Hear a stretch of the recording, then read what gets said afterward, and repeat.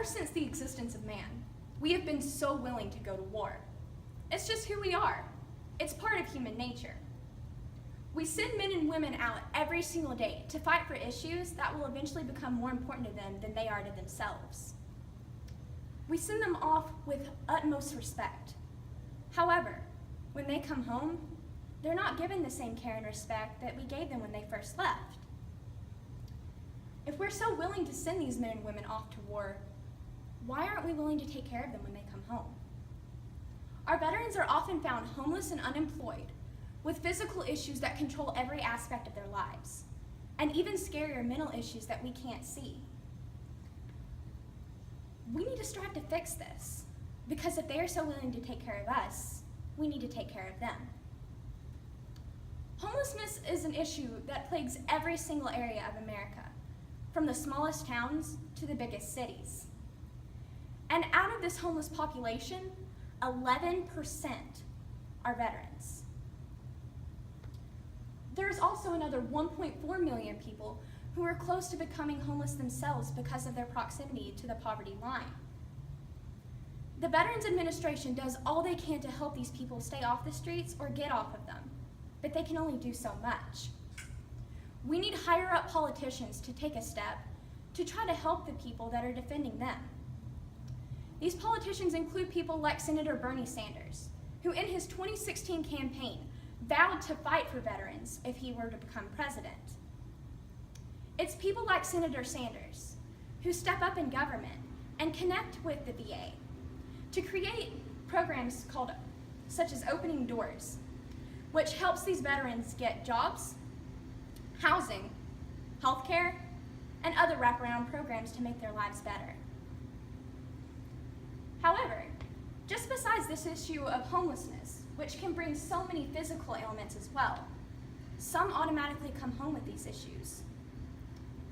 Many veterans experience gastrointestinal, cardiac, and neurological disorders. And according to studies done by the U.S. National Library of Medicine, the younger the soldier, the more likely they are to have these problems. There are studies that show that wounded soldiers who have a higher number of neurological disorders are less likely to have cardiac and gastrointestinal disorders by themselves, as they are seeing that they are starting to go hand in hand. Not much is being done for these veterans who are constantly afflicted with these problems, at least not in their eyes. Currently, the government is in charge of VA hospitals, which gives physical and mental care to these veterans. But now, some politicians who aren't as soft-hearted as Senator Sanders are trying to turn these hospitals over to the private sector. That wouldn't be good for what we need, because it would raise less awareness for this issue as opposed to more.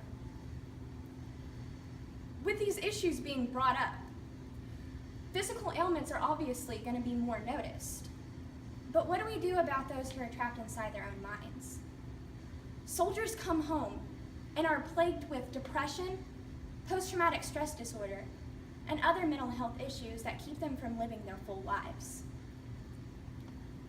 Brain injuries can cause these problems, but there are other things that can cause them as well, such as level of education, marital status, or even their rank in the military.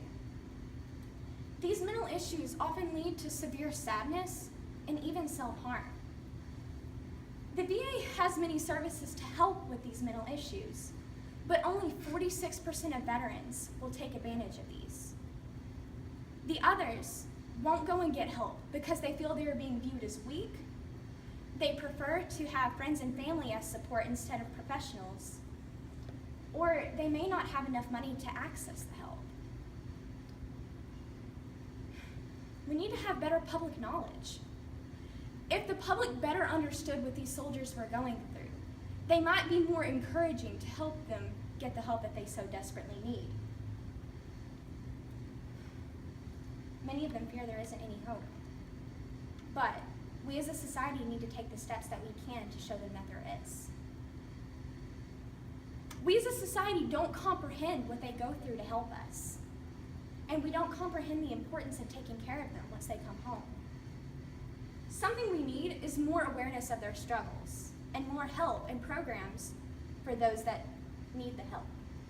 They've gone to war for us, So it's time we go to war for them. Thank you.